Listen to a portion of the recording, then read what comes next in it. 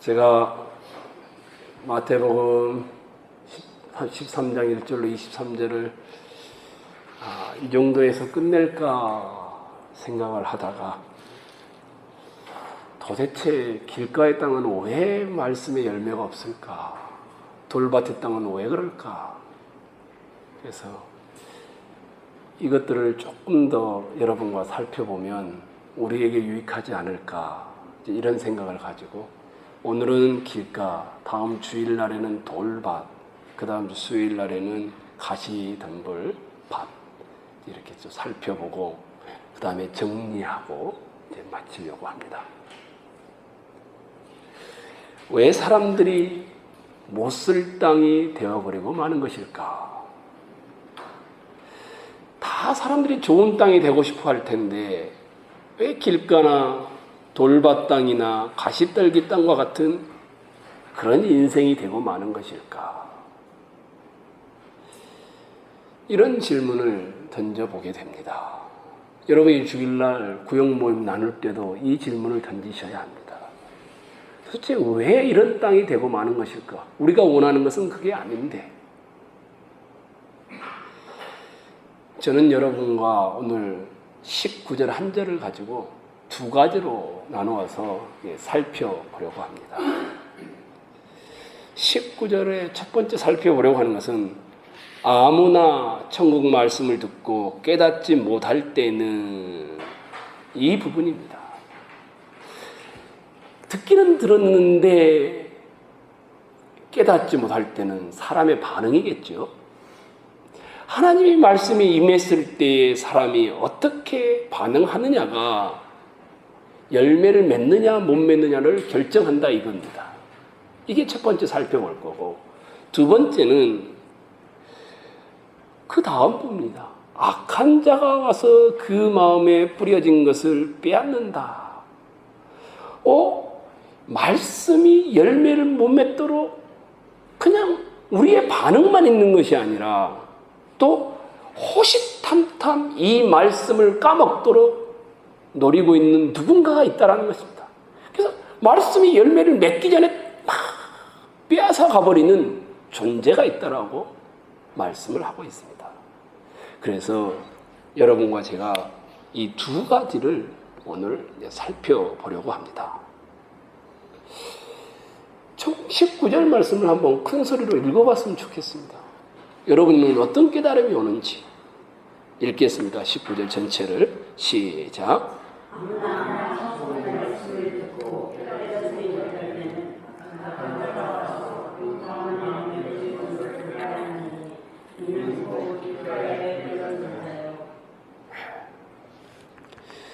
천국의 말씀을 듣고 깨닫지 못할 때 현상이 일어납니다. 분명히 들었는데 굉장히 중요한 것이요. 듣는다라는 것은 그렇죠. 로마서 10장 17절에 뭐라고 합니까? 믿음은 어디서 난다고 했습니까? 들음에서 난다라고 했습니다. 들음은 굉장히 중요합니다. 사람들이 말씀을 들었는데 깨닫지 못할 때 그 말씀이 말씀으로서 역사를 하지 않는다라고 합니다. 말씀을 듣긴 듣는데 가장 문제가 되는 것은 뭘까? 이 귀가 열려서 말씀을 듣는데 이 속의 귀는 말씀이 들어가지 않는 것을 의미하지 않을까요?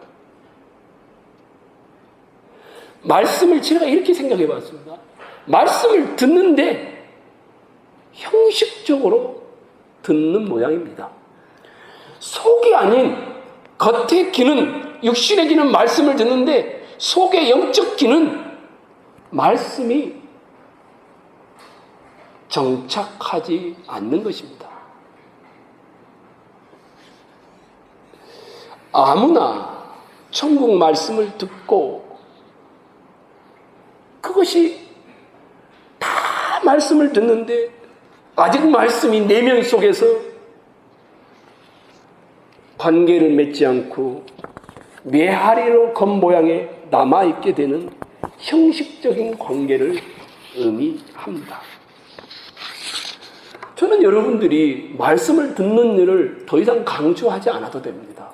이 수요 기도에 나올 정도면 굉장히 듣는 일을 사모하는 거겠죠. 분명히 믿음은 들으면서 나기 때문에 듣지 않고는 믿음이 생길 수가 없습니다. 그런데 이 말씀을 가지고 오해하는 사람들이 있습니다. 믿음이 들으면서 나는 것이라면 말씀을 가만히 듣고만 있으면 그럼 저절로 믿음이 생기는가? 어떻게 생각하십니까, 여러분? 말씀을 듣고만 있으면 믿음이 생깁니까?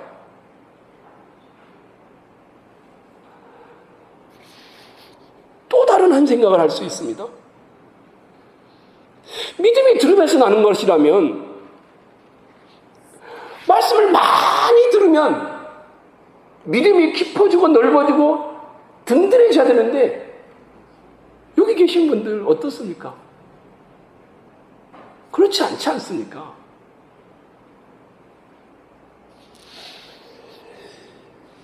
믿음으로써 신앙생활을 할 것을 다 했다. 들음으로써 신앙생활을 할 것을 다 했다 생각하는 경우의 사람들이 참 많습니다. 믿음이 들으면서 난다라면 조금만 들어도 믿음이 생기는 거 아닌가. 그래서 이렇게 오해를 하고 설교를 들었으니까 그걸로 끝이라고 생각합니다. 신앙생활 한다라는 것은 자기 귀에 의존함으로써 신앙의 책임을 다했다라고 생각하는 사람들이 있습니다. 하나님의 말씀을 듣는 이 일을 사모하고 노력하며 주의 말씀을 연구하고 집회에 참석하는 여러 가지 일에 대해서 나태한 사람들에게는 말씀을 듣는 일을 권면해야 합니다. 그렇죠? 그냥 집에서 TV를 보고 아무렇지도 않는데 기도회나든지 나오지 않는 분들에게는 권면해야 되겠죠. 나태함이 있기 때문에. 그런데 말씀이 들으면서 난다고 해서 듣기만 하면 그러면 믿음이 생기는가? 신앙의 책임을 다했다고 말할 수 있는가? 저는 아니라고 생각합니다. 많이 듣고 양이 많이 들으면 그러면 믿음이 좋아지는가? 믿음이 커지고 믿음이 깊어지고 믿음이 넓혀지는가? 그것 또한 아니라고 생각합니다. 시시때때로 라디오를 틀어놓고 설교를 듣지요. CTS 틀어놓고 얼굴을 보면서 설교를 듣기도 하시지요. 또 음성을 통해서 듣기도 하시죠. 또 유튜브에 들어가면 초록교회 설교도 있지요. 많이 듣는다고 믿음이 자랄까? 어쩌면 반대일 수도 있습니다. 너무 들을 기가 많아서 이제는 여러분 스마트폰 하나만 가져도 모든 말씀을 다 들을 수 있습니다. 말씀의 가치가 그러다 보니까 홍수 속에 상대화되어 버립니다. 그러면 도대체 아무나 천국 말씀을 듣고 깨닫지 못할 때 듣는 것만으로 안 된다면 도대체 무엇을 해야 되는 것인가? 이 고민이 생겨요. 왜냐하면 듣고 깨닫지 못하면 길가에 떨어진 밭과 똑같다라고 합니다. 하나님의 말씀이 너무 많아 풍성에 유행하고 있는 이때에 유명한 분의 말씀들을 얼마 들을지는 이때에 듣는 것이 믿음으로 연결되어지고 깊어지지 않는다면 도대체 뭐가 문제일까?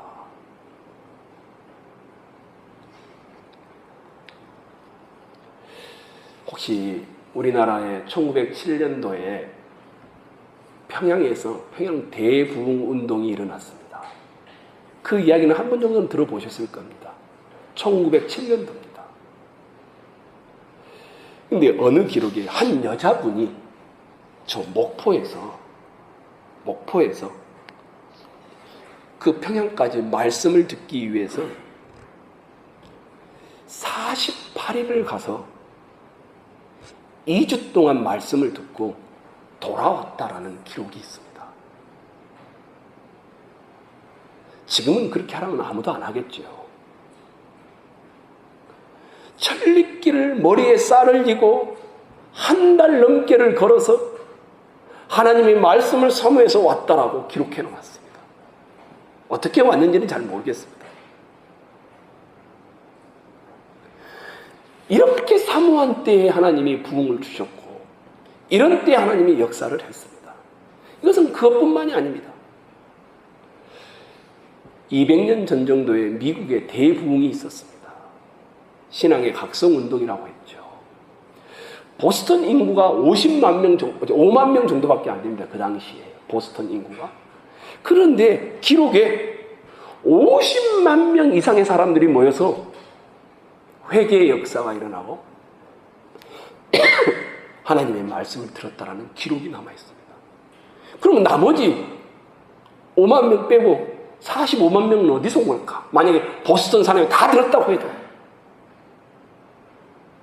미국의 전국에서 말씀을 듣기 위해서 그렇게 왔다라고 기록을 하고 있습니다.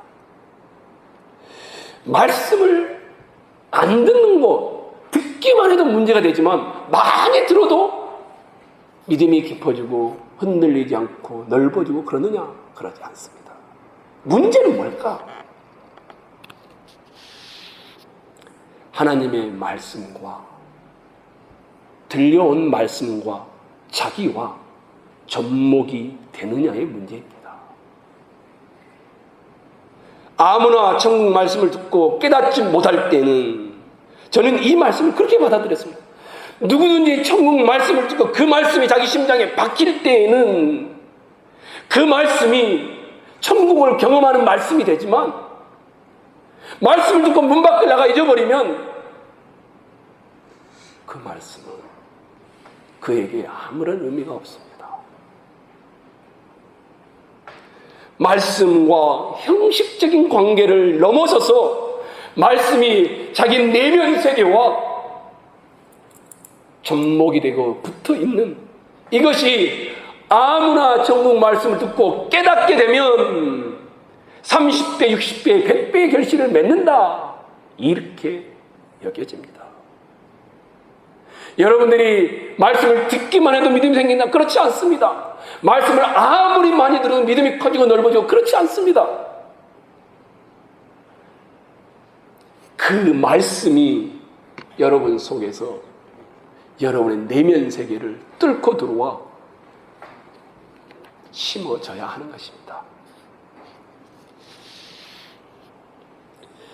오해하지 마십시오. 아무나 천국 말씀을 듣고 깨닫지 못할 때는 많이 안 배우면 깨닫지 못한다 이렇게 생각하는 분들이 계시더라고요. 그런 말씀이 아닙니다. 지성의 문제가 아니라는 겁니다. 못한다 우리말에 보통 그렇게 돼 있지 않습니까? 또 부정어가 아니한다 이렇게 표현하기도 하죠. 능력이 부족할 때는 못한다 이렇게 표현합니다. 근데 아니한다 이렇게 부정을 했을 때는 뭔 말입니까? 능력이 부족하기보다는 의지가 부족할 때 아니한다. 나는 그럴 마음이 없어. 그래서 안 해. 이럴 때 쓰는 겁니다. 만약에 오늘 본문을 저한테 해석하라고 한다면 아무나 천국 말씀을 듣지 못하고 깨닫지 아니할 때는 이렇게 해석하고 싶어요. 못할 때는 능력이 부족해. 근데 그런 의미가 아니고 의지를 발동하지 않는 겁니다.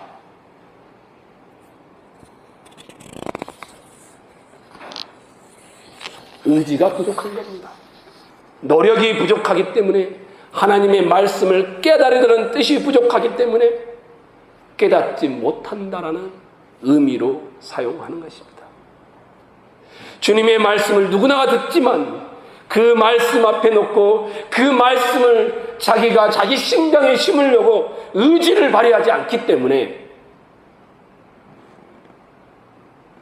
그런 것입니다.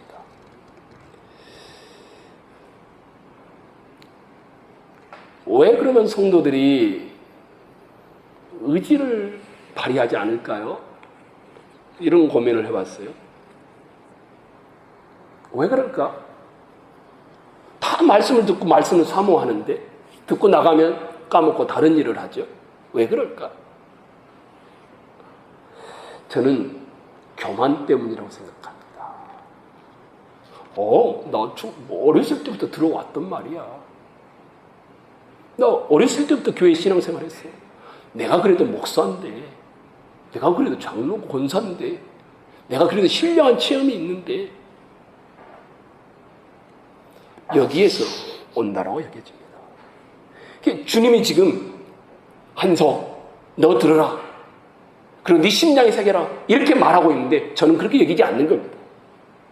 내가 그래도 목사인데, 내가 얼마나 많이 배웠는데, 내가 얼마나 많이 들었는데 이렇게 여기고 있는 것입니다. 성도 여러분, 여러분에게 하나님의 말씀이 들려올 때 여러분은 주로 어떻게 받습니까? 하나님의 말씀을 듣고 그것이 여러분 속에 내면화되기 위하여 의지를 발동해서 그 말씀을 묵상하고 그 말씀을 다시 가서 찾아보고 그 말씀을 다시 암송하고 그리고 그 말씀이 내 것이 될 때까지 그 말씀을 놓고 기도하고, 이게 바로 아무나 천국 말씀을 듣고 깨달으면 30배, 60배, 100배의 결실을 맺는다, 이 말의 의미입니다. 그러지 않고 이 문 밖을 나가면 세상 걱정에, 재리에, 유혹에, 세상의 염려에 말씀이 막혀버려서 가려버리지는 않는지 모르겠습니다. 아까 1907년도에 있었던 이야기를 했었죠. 한 부인이 목포에서 평양까지 한 달에 한 달 반이겠죠. 48일이라고 했으니까.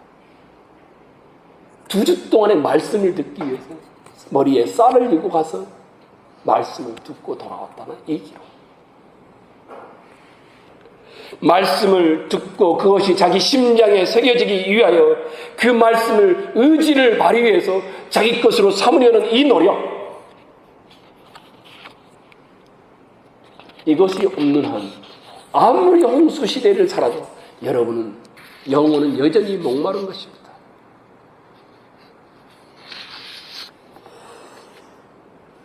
또 하나가 있습니다. 의지가 부족하고 의지가 없고 이 문 밖을 나가면 세상 염려로 가득해서 까먹게 되고, 이것 말고 또 하나가 있습니다. 사단이 기다리고 있는 겁니다. 아무나 천국 말씀을 듣고 깨닫지 못할 때는 그 다음에 누굽니까? 악한 자가 와서 나한테 기회가 주어졌구나, 그 마음에 뿌려진 것을 빼앗나니, 이렇게 되겠습니다. 이것을 조금 돌려서 표현해보면 이런 겁니다. 사람 속에 심리가 있습니다. 신앙을 빼앗기고 싶은 마음. 오늘은 날씨가 좋지 않네? 오늘 내가 만날 사람이 있지? 오늘은 몸이 너무 안 좋아. 늘 사람에게는 변명과 핑계가 있거든요. 그러니까 어떻게 하든지 그 말씀을 나와 상관없게 하려는 이 마음의 죄악된 모습이 우리에게 남아 있습니다. 내가 그래도 이 정도 했으면 됐지. 개가 토했던 그 자리로 돌아가고 싶은 마음처럼, 돼지가 더러운 오줌똥으로 다시 돌아가 뒹구는 것처럼, 성도들 마음속에 자주 옛 생활의 그 패턴으로 돌아가고 싶은 생각이 문득문득 일어나는 겁니다. 그것이 하나님의 말씀을 듣는 일에 방해를 합니다. 들어도 따라 살 수가 없기 때문에 스스로 포기하고 방치를 하게 됩니다. 그리고 마음으로는 핑계거리가 있기 때문에 그렇게 양심의 가책을 받지 않습니다. 근데 그 뒤에 누가 있는 겁니까?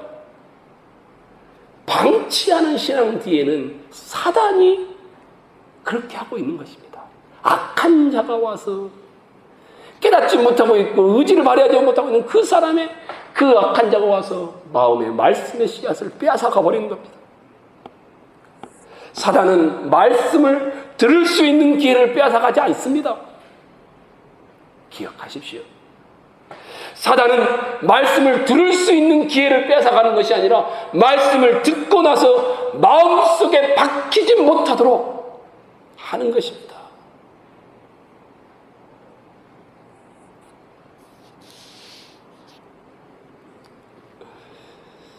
심리학자들은 이런 표현을 씁니다. 마조키즘이라는 단어가 있습니다. 우리나라 말로 하면 피학대 쾌락증이라고 합니다. 이것이 정확하게 어떤 의미인지는 잘 모르겠습니다. 이게 신자들이 지하게 빠져보고 싶은 욕구, 저한테도 늘 있거든요. 이 정도 하면 됐지 하고 안 이뤄지고 싶은 욕구, 옛 생활을 하지를 않는데 그 생활로 돌아가고 싶은 사모함. 말씀을 듣는 성도들에게 이런 심리가 있습니다. 하나님의 말씀을 들으면서 어떤 일로든지 그것이 박탈당하기를 원하는 마음, 신앙을 방치해두고 싶은 마음, 그리고 사단은 바로 그것을 노리고 있는 것입니다. 주님께 사단이 시험을 3가지를 했을 때에도 마찬가지입니다. 하나님의 말씀을 들어서 예수 그리스도가 그 하나님을 잊어버리도록 그렇게 유혹을 했어요. 사단이 예수님을 그냥 유혹하지 않았습니다. 말씀을 들고 유혹했습니다. 성도들이 말씀을 들을 때 말씀을 듣는데 거기서 끝나야지, 말씀을 듣고 그것이 그 심장에 박혀서 그 삶을 바꾸는 의지가 발동하지 못하도록 하는 것이 방치하는 신앙의 색깔인 것입니다. 바로 그것이 길가의 신앙인 것입니다. 한번 제가 여러분들에게 설명한 적이 있어요. C.S. 루이스가 이 길가밭의 사람을 너무 재밌게 설명을 하고 너무 명확하게 설명을 해놔서 제가 다시 한번, 한 영국의 신사가 직장을 다니다 어느 날 점심시간에 영국은 그 구마다 다 도서관이 있거든요. 도서관을 찾아갑니다. 식사는 한 다음이니까 어떤 책을 읽을까 하다가 보니까 오랜만에 성경책이 보입니다. 성경책에 손이 갑니다. 성경책을 펴서 읽다가 보니까 이 신사의 마음속에 하나님에 대한 생각이 일어나기 시작합니다. 심판, 천국, 지옥, 사랑, 이런 걸 생각하고 있는데 이 신사에게 사단이 찾아옵니다. 점심시간이야. 뭘 그렇게 고민해? 좀 쉬어? 밥이나 먹고 해. 이 신사가 성경을 보다가 다시 딱 접어놓고는 점심을 먹고 커피를 마시고 하는데 정말 하나님이 계실까? 식사 중에 또 이런 마음이 일어납니다. 정말 하나님은 살아계실까? 예수를 믿으면 영생이 얻는 것일까? 나는 정말 구원을 받았을까? 사단이 근데 그때 또 그 마음속에 말을 합니다. 바쁜데 뭐 그런 생각을 하고 있어? 다른 책도 좀 봐봐. 그리고는 다시 직장으로 가서 직장생활 시간이 돼서 끝나고 버스를 타고 집으로 갑니다. 버스 속에서 신문을 보면서 아무 일도 없었던 것처럼, 아무런 자극도 받지 않았던 것처럼 집으로 갑니다. 그리고 집에 가서 오자마자 TV를 딱 켜고 저녁 먹을 준비를 합니다. C.S. 루이스가 이렇게 말합니다. 아무 일도 일어나지 않는 것처럼 버스를 타고 돌아가는 이 신사 뒤에서 사단이 회심의 미소를 짓고 있다. 하나님의 말씀을 듣도록 하고 생각하도록 합니다. 어떤 설교는 여러분의 가슴을 치기도 합니다. 도전을 주기도 합니다. 여러분을 향해 세미한 하나님의 음성이 들려왔습니다. 또 여러분 속에 갈등까지도 일으킵니다. 마음이 괴롭습니다. 양심이 찔릴 때도 있습니다. 여러 생각 속에 설교를 듣고 예배가 마쳐지고 축도가 끝나고 인사를 나누고 식당에 가면서 그 말씀을 잊어먹기 시작합니다. 구역 모임을 하다 보니까 다른 대화가 오고 가는 겁니다. 우리 집 큰아들은 어떻고, 천둥 번개가 쳤고 폭염이 있었는데 어떻고, 그리고 오후에 찬양 예배를 드리고 집으로 갔는데 가서 앉자마자 스마트폰을 켜고 오늘은 무슨 일이 있었는지 보고 TV를 켜서 드라마를 보기 시작합니다. 그리고 이렇게 오늘 아무런 도전도 받지 않는 것처럼, 아무런 내 속에 무슨 일이 일어나지 않는 것처럼 그대로 하루를 잠자리에 드는 겁니다. 그게 사단이 심겨준 방치된 신앙의 모습입니다. 이것이 길가에 떨어진 밭이다라고 말하고 있습니다. 저는 오늘 여러분과 두 가지를 살폈습니다. 그렇죠? 하나는 뭐였습니까? 아무나 전국 말씀을 듣고 깨닫지 못할 때는 말씀을 듣는 것, 이것이 믿음을 보장하지 않습니다. 말씀을 많이 듣는 것, 이것이 여러분의 믿음을 더 크게 하지도 않습니다. 말씀을 들을 때 어떻게 들어야 됩니까? 반드시 의지의 발동이 일어나야 합니다. 내 심장의 꼬치도. 그렇지 않으면 말씀은 여러분 속에 열매를 맺지 못하고 길가에 떨어진 밭과 같습니다. 또 하나가 있죠. 말씀을 듣도록은 허락을 해줍니다. 근데 그 말씀이 여러분 속에 들어가서 심장에 박히도록 허락하지 않습니다. 방치된 신앙입니다. 악한 자가 와서 말씀을 빼앗아가는 겁니다. 좋다, 예배 시간에 은혜를 누려라. 좋다, 은혜를 마음껏 누리고 감동도 받고 좋다. 문 밖을 나가자마자 교회 오기 전에 했던 대화를 다시 시작합니다. 그리고 하나님은 어디 간데 온 데도 없이 똑같은 염려를 가지고 다시 집으로 가서 똑같이 염려하고 살아갑니다. 이것이 길가에 떨어진 밭이다라고 설명을 한 것입니다. 어떻게 하면 이 문제를 해결할 수 있을까요? 제가 고민을 해봤습니다. 저한테 어떻게 하면 길가에 떨어지지 않는 밭이 될까? 당연하죠. 의지를 여러분이 발동해야 되겠죠. 그 말씀을 내 속에 심겨주도록 여러분이 부단히 사모함으로 의지를 발동해야 되겠죠. 이 문 밖을 나가도 잊어먹지 않도록 해야 되겠죠. 사단이 뒤에서 미소 짓고 있다는 생각하면서 미소 짓지 못하도록 그 은혜를 계속 묵상해야 되겠죠. 제가 이런 말을 해보고 싶습니다. 통제된 배움의 길을 가라. 수고하고 무거운 짐진 자들아 다 내게로 오라. 이렇게 말씀했어요, 주님이. 내가 너희를 쉬게 하리라. 그러면서 29절에 뭐라고 합니까? 나는 마음이 온유하고 겸손하니 나의 멍에를 메고 내게 배우라. 저는 이 말씀이 떠올랐습니다. 어떻게 하면 이 문제를 해결할 수 있을까? 우리는 주님께 인생을 의지한 수고하고 무거운 짐진 자들이고 주님께가 안식을 누리는데 주님이 그걸로 끝나지 않습니다. 주님이 마음이 온유하고 겸손하니 주님께 온 자들은 주님의 멍에를 메고 주님의 가는 길을 배우는 것. 멍에. 주님이 주시는 멍에를 메고 이것을 제가 방금 말했던 통제된 배움을 하라. 이렇게 생각을 해봅니다. 영혼의 안식으로 여러분을 초청하셨고 여러분의 영혼의 안식을 예수 그리스도를 통하여 하나님께서 주셨습니다.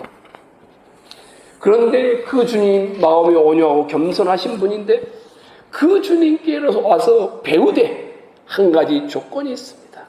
그건 뭡니까? 멍에가 있다는 겁니다. 멍에는 뭡니까? 내 마음대로 하지 않도록 짐승을 그렇게 다루는 거 아니겠습니까?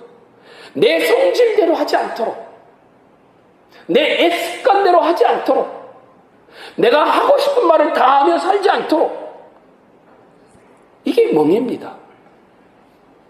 어떤 말일까요? 주님께서 주님의 삶을 배울 때에 여러분의 옛 성품을 제어할 수 있는 통제가 필요함을 말하고 있습니다. 말씀을 깨닫기 위해서는 TV를 보지 않아야 합니다. 스마트폰 보는 것을 줄이셔야 합니다.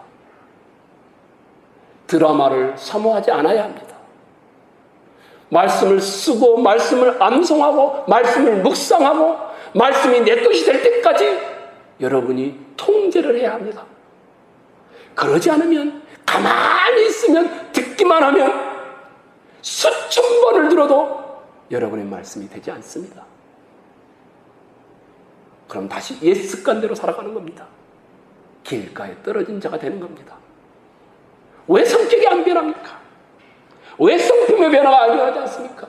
연약하기 때문이 맞습니다. 왜 연약합니까? 말씀으로 자신을 다스리지 않기 때문입니다.